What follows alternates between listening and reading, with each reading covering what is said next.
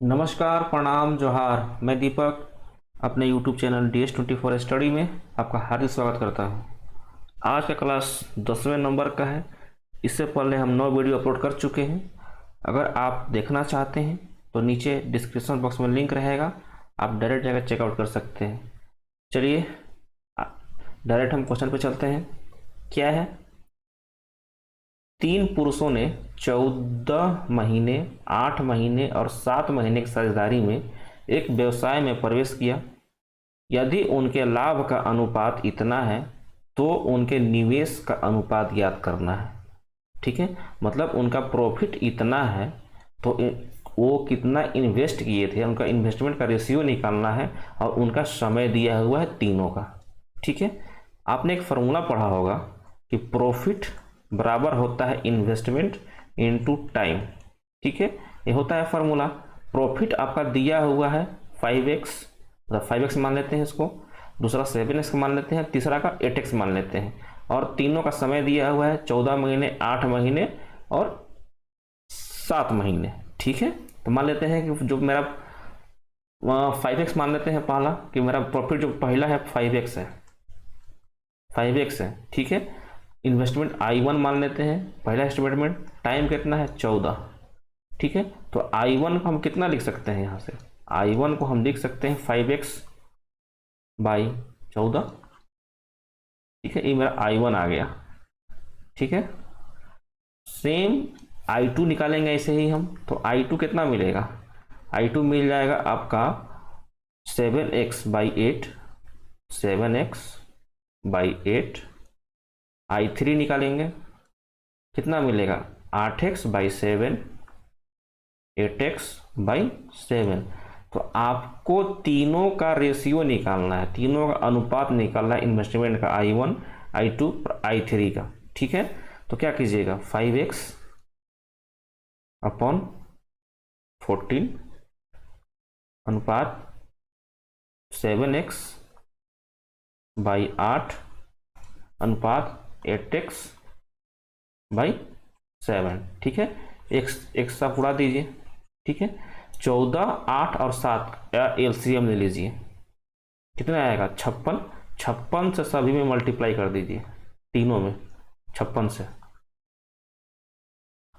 56 से मल्टीप्लाई कर दिए। अब कितना आएगा 14 से 56 4 बार में चला जाएगा, और 4 इंटू 5 करेंगे तो कितना आ जाएगा 20। ठीक है, ऑप्शन में 20 देखिए कौन सा है, ऑप्शन नंबर बी मार के आप आगे निकलिए। ठीक है, आगे चेक करिए लेते हैं। इस 8 से 7 56 बार में 7 बार में जाएगा, और 7 इंटू 7 49 आएगा। ठीक है, 7 से 56 8 बार में जाएगा, और 8 इंटू 8 64 आएगा। तो 20, 49, 64 आपका रेशियो है I1, I2 और I3 का, उनका इन्वेस्टमेंट का। ठीक है, चलिए आगे चलते हैं। एक निश्चित धनराशि पे 4% वार्षिक दर पर 2 वर्ष का साधारण ब्याज 140 है। समान राशि पे समान दर पर और समान अवधि के लिए चक्रवृद्धि ब्याज और साधारण ब्याज के बीच का अंतर निकालना है आपको। ठीक है, सवाल अच्छा है। 4 वर्ष वार्षिक दर पे 2 वर्ष का साधारण ब्याज दिया हुआ है, तो 4% को फ्रैक्शन में आप कितना लिख सकते हैं, 1/25। हम ट्री मेथड अपना रहे हैं। ठीक है, 25 2 वर्ष के लिए दिया है, तो 25 का स्क्वायर करने पे कितना आता है, 25 का स्क्वायर 625 आता है।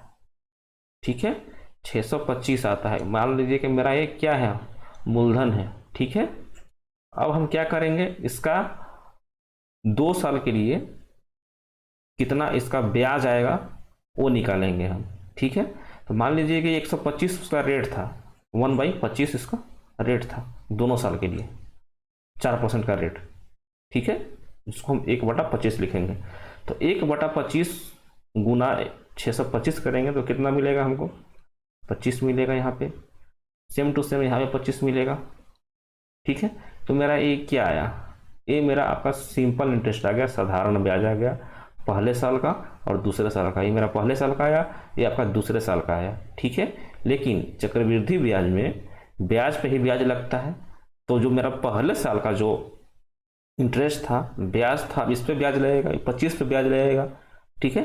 25 पे ब्याज लगेगा 1.25 से, मतलब 4% का ब्याज लगेगा। तो कितना हो जाएगा, 25 गुना 100, 1/25 करेंगे कितना आ जाएगा, 1 आ जाएगा, ठीक है। तो आपका सिंपल इंटरेस्ट 25 और 25 50 आ गया। आपका सिंपल इंटरेस्ट कितना आ गया, 25 और 25 50 हो गए। लेकिन कंपाउंड इंटरेस्ट आपका एक और बढ़ गया, 25 25 50 और 51 हो गया, ठीक है। इसका डिफरेंस 1 है, यही आपको निकालना है, ठीक है। आपका दिया हुआ है कि साधारण ब्याज 2 वर्ष का 140 है, तो मेरा 2 वर्ष का साधारण ब्याज कितना आ जाएगा, 50, क्योंकि 25 और 25 50 आया था। 50 का वैल्यू आपको क्वेश्चन में 140 दिया हुआ है, आपको 1 का वैल्यू निकालना है। तो आप डायरेक्ट 140/50 कीजिए, इसे चला जाएगा, और 5 से 140 2.8 आ जाएगा, 2.8 आपका चक्रवृद्धि ब्याज और साधारण ब्याज के बीच का अंतर आ जाएगा, ऑप्शन नंबर सी, ठीक है। चलिए आगे चलते हैं। आधार का व्यास 10 सेंटीमीटर और ऊंचाई 20 सेंटीमीटर वाले एक बेलन को समान आधार परंतु दोगुनी ऊंचाई वाले शंकु में परिवर्तित करने के बाद बर्बाद हुए पदार्थ का प्रतिशत निकालना है, ठीक है। मतलब क्या किया जा रहा है, इसमें आपको बदला जा रहा है, एक शेप से दूसरे शेप में बदला जा रहा है, जला कर बदले, काट कर बदले, मोड़ कर बदले, तो आपको क्या करना है, अगर 3D शेप है तो आपको दोनों तरफ वॉल्यूम को इक्वेट करना है, वॉल्यूम को बराबर करना है। चलिए क्या है यहाँ पे, एक बेलन को शंकु में बदला गया है, बेलन है और इसको शंकु में बदला गया है, जिसका नीचे का जो आधार है वो दोनों का सेम है, कितना कितना है, व्यास है 10 सेंटीमीटर तो रेडियस 5 सेंटीमीटर हो जाएगा, लेकिन दोनों का ऊंचाई अलग अलग है। इसका ऊंचाई 20 है, ठीक है, और इसका ऊंचाई दोगुना है, 40 है, इसका हाइट 40 है, इसका हाइट 20 है, ठीक है। तो बेलन का वॉल्यूम कितना होता है, आयतन कितना होता है, πr² होता है, ठीक है। इसका वॉल्यूम कितना होता है, 1/3 πr²h। यहाँ पे h और यहाँ पे h, दोनों का h अलग अलग है, इसीलिए यहाँ पे h1 और h2 डाल दीजिए, ठीक है, दोनों को बराबर कर दीजिए। पाई से पाई चला गया, रेडियस दोनों का सेम है क्योंकि बेस दोनों का सेम है, तो रेडियस से रेडियस उड़ा दीजिए दोनों तरफ का, ठीक है। इधर का हाइट कितना है, 20, ठीक है, और इसका हाइट कितना है, 40/3। इसको डिवाइड कीजिएगा 40/3 तो कितना आएगा, 13.33, क्योंकि 13 तो 39 होता है, तो 13.33 आएगा। पहले वॉल्यूम उसका 20 था, अब वॉल्यूम कितना आ रहा है, 13.33, मतलब बर्बाद हुए पदार्थ का प्रतिशत निकालना है, तो कितना बर्बाद हुआ मटेरियल, 20 से 13.33 हो गया, मतलब 6.6 का बर्बादी हुआ है, 6.6 का बर्बादी हुआ है, 6.6 का बर्बादी हुआ है। कहाँ से बर्बादी हुआ है, पहले तो 20 था, तो 20 करेंगे, उसका 100 कर देंगे, ये परसेंटेज मेरा निकल जाएगा। कितना बार में जाएगा, 20 25 100, और 6.6 को 5 से मल्टीप्लाई करके कितना आ जाएगा, 0 आएगा, 33 3 आएगा, 0.33 और 3 33 आ जाएगा, 33.3% आपका आंसर आएगा, ठीक है। तो ऑप्शन नंबर डी, ठीक है। चलिए आगे चलते हैं। उस घनाभ का आयतन ज्ञात कीजिए जिसका लंबाई, चौड़ाई और ऊंचाई तीनों दिया हुआ है, ठीक है। घनाभ क्या होता है, घनाभ जो कि आपका एक रेक्टेंगल से बनता है, घन स्क्वायर के जुटने से बनता है, ठीक है। घनाभ बना लेते हैं, घनाभ ये आपका हो गया घनाभ, ये आपका हो गया घनाभ, ठीक है। इसका लंबाई दिया है 24 सेंटीमीटर, चौड़ाई दिया है 18 और ऊंचाई दिया हुआ है 16। ठीक है, तो आप इसका वॉल्यूम निकालना है, आयतन निकालना है। तो जिसका वॉल्यूम होता है length into into breadth into height, बस तीनों का गुणा कर देना है, वही आपका आंसर आएगा। गुणा कीजिए, वॉल्यूम निकालिए। लेंथ कितना है 24, चौड़ाई कितना है 18 और हाइट कितना है 16। ये तीनों का गुना कीजिए, कितना आ जाएगा 6 इंटू 8 48। 8 आया यूनिट डिजिट, 8 को 4 से मल्टीप्लाई कीजिए, यूनिट डिजिट 2, जिसका भी आंसर होगा ऑप्शन में वही आपका आंसर होगा 2। लेकिन यहाँ पे देखिए दो ऑप्शन में है, तो आपका तो यूनिट डिजिट वाला कॉन्सेप्ट जिसके हम निकालते हैं वो तो फेल हो गया। अब हमको सिंपली मल्टीप्लाई करना पड़ेगा। तो एक और मेथड है डिजिटल सम। क्या करेंगे, 4 2 6 आएगा, 6 को गुणा कीजिए 8 1 9 से और 6 1 7 से। तो जहाँ भी आपका बीच में 9 आ गया ना, 9 आ गया, समझिए कि लास्ट में उसका डिजिटल सम 9 ही आने वाला है। करके देख लेते हैं। 9 इंटू 7 कितना होता है 63 आएगा। 63 को 6 से फिर मल्टीप्लाई किया गया है, तो 6 3 9 गुना 6 कितना जाएगा 54। 54 को जोड़िएगा तो फिर से 9 ही मिलेगा। बीच में आपको 9 मिल गया, तो यहीं से समझिए कि लास्ट में इसका डिजिटल सम 9 ही आने वाला है। ठीक है, ऑप्शन में देखिए दोनों में जिसका 9 आ रहा है, 7 1 8 4 12 और 2 14। 14 को कितना लिख सकते हैं 5 लिख सकते हैं। 6 और 9 15, 15 1 16, 16 और 2 18, 18 को आप 9 लिख सकते हैं जोड़ के, इसलिए ऑप्शन नंबर डी आपका करेक्ट आंसर होगा। ठीक है, चलिए आगे चलते हैं। P कोई काम को 4 घंटे में कर सकता है, Q और R मिलकर इसी काम को 3 घंटे में कर सकते हैं, जबकि P और R इस काम को 2 घंटे में कर सकते हैं। यदि Q अकेला इस काम को करना चाहता है, इस काम को करने में उसको कितना समय लगेगा। P कोई काम को 4 घंटे में करता है, Q और प्लस R मिलकर उस काम को 3 घंटे में करते हैं और P प्लस R उस काम को 2 घंटे में करते हैं, 2 घंटे में। ठीक है, इसका एलसीएम ले लीजिए, कितना आएगा 12 ले लीजिए। ठीक है, तो 4 से 12 करना है तो 3 से मल्टीप्लाई करना पड़ेगा, 3 से 12 करना है तो 4 से मल्टीप्लाई करना पड़ेगा और 2 से 12 करना है तो 6 से मल्टीप्लाई करना पड़ेगा। मतलब P का इफिशियंसी 3 आ गया, P का इफिशियंसी 3 आ गया। ये 12 क्या है, वर्क है, काम है, टोटल काम है। ठीक है, अभी 3 क्या है, इफिशियंसी आ रहा है, क्षमता आ रहा है। ठीक है, P का इफिशियंसी 3 आ गया। P प्लस R का वैल्यू कितना दिया हुआ है 6 दिया हुआ है, तो P का वैल्यू 3 तो R का वैल्यू भी 3, तो R का इफिशियंसी भी 3 आ गया। आपको Q का निकालना है, तो Q और R का इफिशियंसी 4 है, Q और R का इफिशियंसी दोनों का मिला के 4 है, जबकि R का 3 है, तो Q का अपने आप कितना हो जाएगा 1 हो जाएगा। मतलब Q आपका 1 घंटे में 1 काम करता है। ठीक है, Q 1 घंटे में 1 काम करता है, टोटल काम 12 है, तो 12 काम करने के लिए इसको कितना घंटे लगेंगे 12 घंटे लगेंगे, इसीलिए ऑप्शन नंबर सी इसका करेक्ट आंसर हो जाएगा। ठीक है, चलिए आगे चलते हैं। यहां से आपका स्टैटिक जीके स्टार्ट होता है। क्या है फर्स्ट क्वेश्चन, गीत गोविंद के निम्नलिखित में से लेखक कौन है। गीत गोविंद के लेखक है जयदेव। ठीक है, किस राजा के अंडर में आते थे, लक्ष्मण सेन। कौन सा, लक्ष्मण सेन राजा थे, उनके दरबारी कवि थे लक्ष्मण सेन। ऑप्शन क्या है, बंकिम चंद्र चटर्जी। फर्स्ट ऑप्शन बंकिम चंद्र चटर्जी किससे संबंधित है, तो जो हमारा राष्ट्रीय गीत है कौन सा, वंदे मातरम, उसके लेखक हैं बंकिम चंद्र चटर्जी।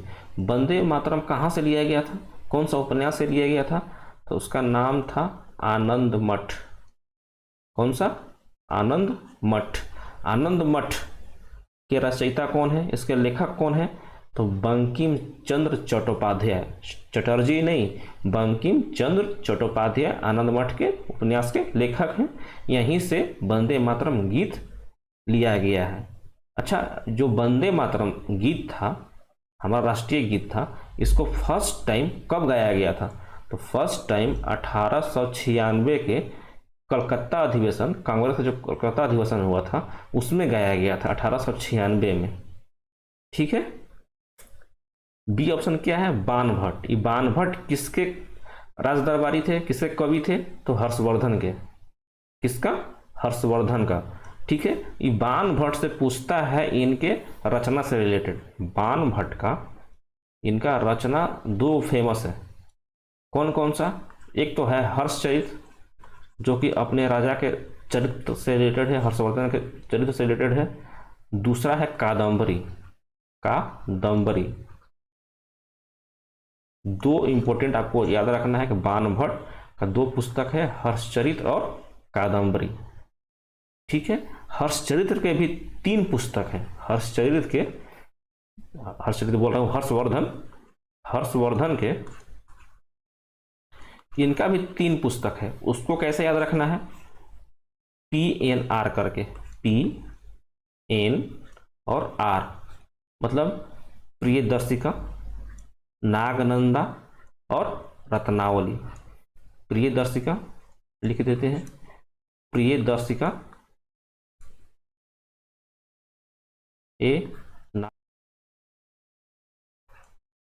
नागनंदा और ये रत्नावली।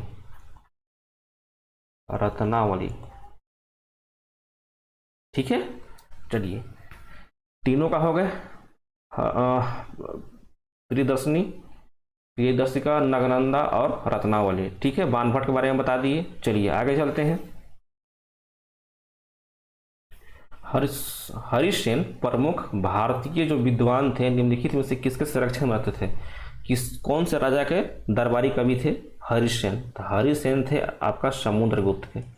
गुप्त वंश का संस्थापक नहीं था, गुप्त वंश का संस्थापक था कौन सा? श्रीगुप्त। श्रीगुप्त इसका संस्थापक था गुप्त वंश का। ठीक है। उसके बाद कौन सा? घटोत्कच था। घटोत्कच। ठीक है। उसके बाद कौन था? चंद्रगुप्त प्रथम। ठीक है। इसका बेटा था समुद्रगुप्त। इसका बेटा था कौन था? समुद्रगुप्त। ठीक है। समुद्रगुप्त को भारत का नेपोलियन बोलते हैं। भारत का नेपोलियन बोलते हैं समुद्रगुप्त को। भारत का नेपोलियन किसने बोला था? एग्जाम में ये भी पूछता है कि समुद्रगुप्त को भारत का नेपोलियन किसने बोला था? तो VA स्मिथ। किसने बोला था? VA स्मिथ को। समुद्रगुप्त का एक अभिलेख है, कौन सा? उसका नाम था प्रयाग प्रशस्ति के नाम से। ठीक है। जो इसको हरिसेन ने बनवाया था, प्रयाग प्रशस्ति के नाम से। ठीक है। इतना तो आपका होगा समुद्रगुप्त से। नेक्स्ट ऑप्शन है चंद्रगुप्त मौर्य। चंद्रगुप्त मौर्य मौर्य वंश का संस्थापक था। आप इससे कंफ्यूज नहीं होइएगा, ये चंद्रगुप्त प्रथम है, एक गुप्त वंश का था। ठीक है। इसके बाद एक और राजा आता है चंद्रगुप्त वंश में, चंद्रगुप्त विक्रमादित्य, जिसको हम चंद्रगुप्त सेकेंड बोलते हैं। ठीक है। इससे कंफ्यूज नहीं हो रहा है। चंद्रगुप्त आपका तीन हुए थे, एक मौर्य वंश में था और दो आपका गुप्त वंश में थे। तो ये गुप्त वंश का था, ये आपका मौर्य वंश का था। मौर्य वंश का संस्थापक था।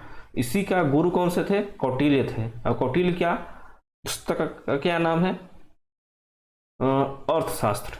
ठीक है। इसी के शासन काल में यूनानी शासक, उसका नाम हमको नहीं याद रहा है, उसने राजदूत भेजा था, मेगास्थनीस नाम था उनका। मेगास्थनीस का एक पुस्तक का नाम पूछता है, जिसका पुस्तक का नाम है इंडिका। ठीक है। वो सवाल पूछता है कि मेगास्थनीस के द्वारा कौन सा पुस्तक लिखा गया था? तो उस पुस्तक का नाम था इंडिका। ठीक है। एक कनिष्क भाई साहब है। कनिष्क का किस वंश का राजा था? तो एक कुषाण वंश का था। ठीक है। कुषाण वंश का राजा था। और इससे रिलेटेड और क्वेश्चन क्या बनता है? हाँ, कुषाण कनिष्क से बनता है, इसका बौद्ध समिति से बनता है कि चौथा बौद्ध समिति किसके शासनकाल में हुआ था? तो चौथा बौद्ध समिति कनिष्क के शासनकाल में ही हुआ था। जो फर्स्ट हुआ था कहाँ पे हुआ था? राजगिरी में। कहाँ पे हुआ था? राजगिरी। सेकंड कहाँ हुआ था? वैशाली में, वैशाली में। थर्ड कहाँ हुआ था? पाटलिपुत्र में, पाटलिपुत्र में। तीसरा हुआ था यहाँ पे, ठीक है। चौथा कहाँ पे हुआ था? तो कुंडलवन, कुंडलवन कश्मीर में हुआ था, ठीक है। अब पूछता है किसके शासनकाल में हुआ था? तो फर्स्ट जो बौद्ध संगीति हुआ था वो आपका अजात शत्रु उस समय का राजा था। कौन सा था? अजात शत्रु, अजात शत्रु हर्यक वंश का राजा था अजात शत्रु, ठीक है। सेकेंड हुआ था वैशाली में, उस समय कौन कराया था? तो कालाशोक, कालाशोक कराया था, ठीक है। पाटलिपुत्र में किसने कराया था? तो अशोक ने कराया था, मगध का राजा अशोक, ठीक है। कुंडलवन कश्मीर में किसने कराया था? कनिष्क, कनिष्क किसका राजा था? कुषाण वंश का राजा था कनिष्क, ठीक है। एक और पूछता है उस समय उसका उपाध्यक्ष कौन कौन से थे? उपाध्यक्ष के बारे में 3 सवाल पूछता है। कहाँ पे हुआ था, किसके शासनकाल में हुआ था, और उसमें अध्यक्ष कौन थे सबका, ठीक है। तो राजगिरी में हुआ था जिसको कि अजात शत्रु ने कराया था। उस समय उसका अध्यक्ष थे महाकश्यप। कौन? महाकश्यप, ठीक है। जो वैशाली में हुआ था कालाशोक ने कराया था, उसमें अध्यक्ष कौन था? तो सबाकामी। कौन? सबाकामी, ठीक है। तीसरा वाला पाटलिपुत्र अशोक ने कराया था, कि कौन से अध्यक्ष थे वहां पे? तो मोगली पुत्र तीस, मोगली पुत्र 30, ठीक है। चौथा था कनिष्क से कराया था, कौन थे? वसुमित्र। कौन? वसुमित्र। आपका बौद्ध चारों संगीतियां आपको याद होने चाहिए, बाई हार्ट एकदम याद होने चाहिए, ठीक है। चलिए आगे चलते हैं। अश्वघोष, नागार्जुन और चरक कनिष्क के शासनकाल में ही रहते थे, उन्हीं के दरबार में रहते थे। चरक ये आपका चिकित्सा जनक, इन्हीं को कहा जाता है, चिकित्सा का जनक यही कहलाते थे चरक। इन्हीं का फेमस बुक है चरक संहिता, चरक संहिता, ठीक है। चरक संहिता चरक के द्वारा लिखा गया था, कनिष्क के शासनकाल में रहते थे। इनको क्या कहा जाता था? चिकित्सा का जनक, चरक को ही कहते थे, ठीक है। इसी का राजवैद्य थे, कनिष्क का राजवैद्य थे चरक, ठीक है। चंद्रबरदाई, चंद्रबरदाई पृथ्वीराज चौहान के दरबार में रहते थे, ठीक है। अमीर खुसरो, शेख निजामुद्दीन किसके दरबार में? अलाउद्दीन खिलजी के दरबार में रहते थे। अमीर खुसरो को हिंद का तोता के नाम से भी जानते हैं, अमीर खुसरो को, ठीक है। कालिदास, चंद्रगुप्त विक्रमादित्य गुप्त वंश का शासक था, ठीक है। चंद्रगुप्त सेकेंड, उसी के दरबार में कालिदास रहते थे, ठीक है। तानसेन जिसका नाम था रामतनु पांडे, बैजू बाबरा, बदायूं, फैजी, बीरबल, बीरबल का नाम क्या था? महेश दास, और तानसेन का रामतनु पांडे, ठीक है। अबुल फजल टोडरमल किसके दरबार में? अकबर के दरबार में, ठीक है। बाणभट्ट, आपको बताया कि बाणभट्ट का 2 पुस्तक था, कौन था? हर्षचरित्र और कादम्बरी, हर्षवर्धन के दरबार में, ठीक है। अब्दुल हमीद लाहौरी शाहजहां के दरबार में, जो ये अब्दुल हमीद लाहौरी था ये आपका वास्तुकार था, क्या था? वास्तुकार था, आर्किटेक्चर था, किसका? ताजमहल इसी ने डिजाइन किया था, अब्दुल हमीद लाहौरी ने, ठीक है। चलिए आगे चलते हैं। मेढक का आपको इसमें वैज्ञानिक नाम बताना है, साइंटिफिक नेम बताना है। जैसे ह्यूमन का होता है ना होमो सैपियंस, मैंगो का क्या होता है? मैग्नीफेरा इंडिका, मैंगो का, वैसे ही पूछा है मेंढक का। तो मेढक का क्या होता है? Rana tigrina. Option number A. Felis domestica ये किसका नाम है? फेलिस डोमेस्टिका नाम है काऊ का, सॉरी काऊ नहीं कैट का, ठीक है। बोस इंडिकस ये किसका नाम है? काऊ का, गाय का। मुस्का डोमेस्टिका ये किसका नाम है? मक्खी का, बटरफ्लाई का, ठीक है। जो मक्खी हमारे घर में उड़ते हैं ना वही मक्खी, ठीक है। कैनिस फैमिलियरिस, ये किसका नाम है? डॉग का, कुत्ते का। ये आपका साइंटिफिक नाम है कैनिस फैमिलियरी डॉग का, मुस्का डोमेस्टिका मक्खी का, बोस इंडिकस काऊ का, फेलिस डोमेस्टिका कैट का, राना टिग्रिना मेंढक का, होमो सैपियंस ह्यूमस बीइंग का, और मैंगोफेरा इंडिका आम का। ठीक है, चलिए आगे चलते हैं। निम्नलिखित में से भारत देश का खोज किसने किया था? मतलब भारत का जो अभी जमीन का भूमि, इसका खोज किसने किया था? तो ऑप्शन नंबर ए वास्को डी गामा। कब किया था? 1498 में। कहाँ का रहने वाला था वास्को डी गामा? पुर्तगाल का रहने वाला था। कहाँ का रहने वाला था? पुर्तगाल का रहने वाला था। सेकेंड ऑप्शन है कोलंबस। कोलंबस किसका खोज किया था? अमेरिका का। कोलंबस किसका खोज किया था? तो अमेरिका का खोज किया था। ठीक है, तीसरा ऑप्शन क्या है? Robert Peary. रॉबर्ट पियरी किसका खोज किया था? तो नॉर्थ पोल का। किसका? नॉर्थ पोल मतलब उत्तरी ध्रुव। हम पढ़े थे ना कि पृथ्वी है, ये भूमध्य रेखा है, यहाँ पे आपका नॉर्थ पोल, यहाँ पे साउथ पोल। तो जो नॉर्थ पोल है इसी को खोजा था कौन? Robert Peary. जो साउथ पोल है इसका खोज किसने किया था? तो एमंडसेन। यहाँ पे साउथ पोल है इसका खोज एमंडसेन ने किया था। ठीक है, नेक्स्ट क्या है? कोपरनिकस। कोपरनिकस ये आपका सोलर सिस्टम से संबंधित है। सोलर सिस्टम का खोज इसने किया था, कोपरनिकस। ठीक है, सौर प्रणाली का खोज कोपरनिकस ने किया था। केपलर क्या है? ग्रहों की गति के बारे में बताया था। ग्रहों का गति, motion of planet. Motion of planet से संबंधित है कौन? केपलर। ठीक है, याद करते चलिए, केपलर मोशन ऑफ प्लैनेट, ग्रहों की गति से संबंधित था। ठीक है, कोपरनिकस सोलर सिस्टम से, सौर प्रणाली से संबंधित था। रॉबर्ट पियरी किससे था? नॉर्थ पोल से। एमंडसेन किससे था? साउथ पोल से। कोलंबस अमेरिका का खोज। वास्को डी गामा भारत का खोज। ठीक है, चलिए आगे चलते हैं। निम्नलिखित में से कहां पर कुंभ का मेला नहीं लगता है? कुंभ का मेला कितनी जगह पे लगता है भारत में? 4 जगह पर लगता है। ठीक है, वो कौन कौन सा जगह है? तो प्रयाग है, हरिद्वार है, नासिक है और उज्जैन है। प्रयाग में कहाँ पे लगता है? तो आपका प्रयाग में गंगा तथा यमुना का संगम है। गंगा यमुना सरस्वती तीनों का संगम है, लेकिन सरस्वती अभी सूख गया है। ठीक है, तो गंगा यमुना का संगम बोलते हैं। हरिद्वार में कौन सा नदी है? गंगा। गंगा के तट पर ही वहाँ पे लगता है कुंभ मेला। नासिक में कौन सा नदी है? नासिक में है आपका गोदावरी। कौन सा नदी? गोदावरी। कहाँ पे है? महाराष्ट्र में, MH। ठीक है, हरिद्वार कहाँ पे है? उत्तराखंड, UK।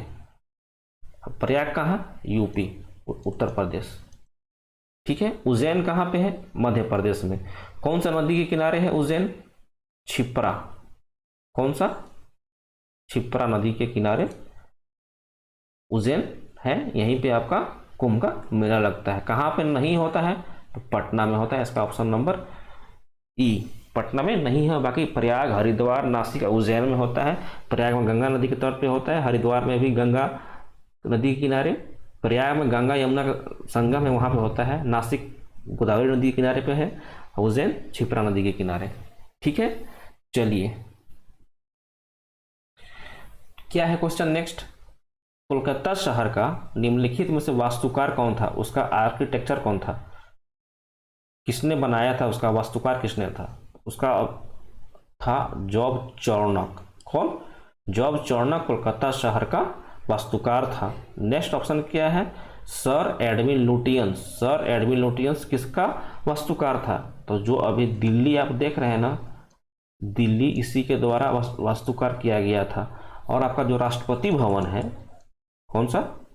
राष्ट्रपति भवन, जो प्रेसिडेंट होम है, प्रेसिडेंट हाउस है, प्रेसिडेंट हाउस राष्ट्रपति भवन, इसी का डिजाइन किया हुआ है सर एडविन लुटियंस के द्वारा। थर्ड क्या है? ली कार्बोजियर।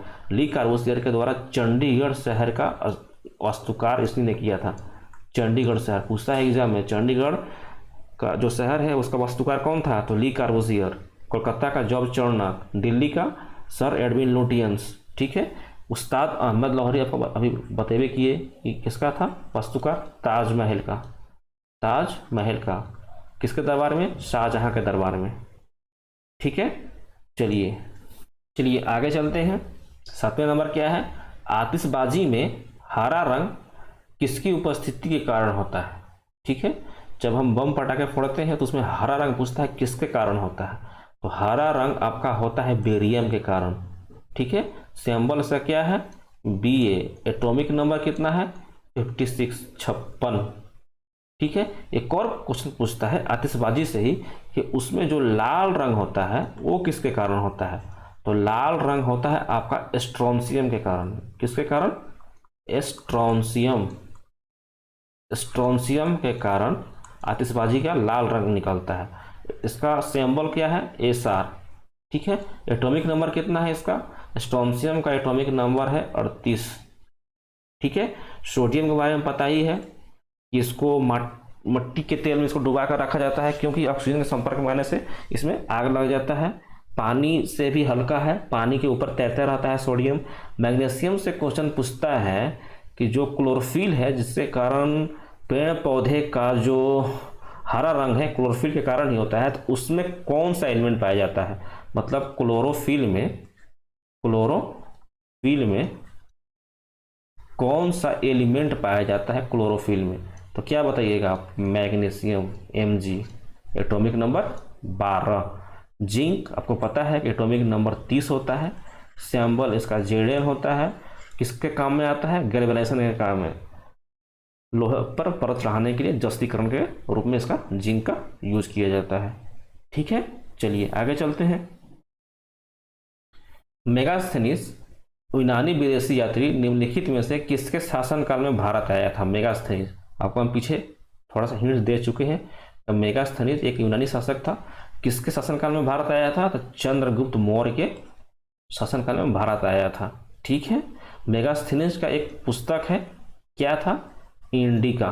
कौन सा? इंडिका। बहुत फेमस पुस्तक है, एग्जाम में पूछता है कि इंडिका पुस्तक किसने लिखा था? तो मेगास्थनीज। ठीक है, यूनान का जो राजा था उसका राजदूत था मेगास्थनीज। भारत आया था चंद्रगुप्त मौर्य के शासनकाल में ही, पुस्तक लिखा था इंडिका। ठीक है, नेक्स्ट ऑप्शन क्या है? हर्षवर्धन। हर्षवर्धन के शासनकाल में किसका शासक था? पुष्यभूति वंश। हर्षवर्धन किसका शासक था? पुष्यभूति वंश का शासक था। ठीक है, इसके शासनकाल में कौन आया था? हेनसांग, चीनी यात्री था। ये जो मेगास्थनीज था यूनानी था, लेकिन हर्षवर्धन के समय हेनसांग आया था जो कि चीनी यात्री था। इसका बुक पूछता है CU की। कौन सा? CU की। ये पुस्तक पूछता है किसने लिखा था? तो हेनसांग ने लिखा था। ठीक है, चंद्रगुप्त विक्रमादित्य। चंद्रगुप्त विक्रमादित्य, इसके शासनकाल में कौन आया था? फाहियान आया था। कौन? फाहियान। ये भी आपका चीनी शासक ही था, मतलब चीनी क्या था? राजदूत था, चीनी था। हेनसांग में चीनी ही था, चीन का रहने वाला था। फाहियान भी चीनी ही था। फाहियान कब आया था? चंद्रगुप्त विक्रमादित्य, मतलब चंद्रगुप्त सेकेंड, गुप्त वंश का शासक। ठीक है, मोहम्मद बिन तुगलक, तुगलक वंश का शासक था, MBT जिसको हम बोलते हैं। ठीक है, कब आया था? लगभग 1333 या 34 के लमसम में आया था। कौन आया था? Ibn Battuta. Ibn Battuta Muhammad bin Tughlaq के शासनकाल में। ठीक है, इसका पुस्तक है रहला। कौन सा? रहला। इब्न बतूता कहाँ का रहने वाला था?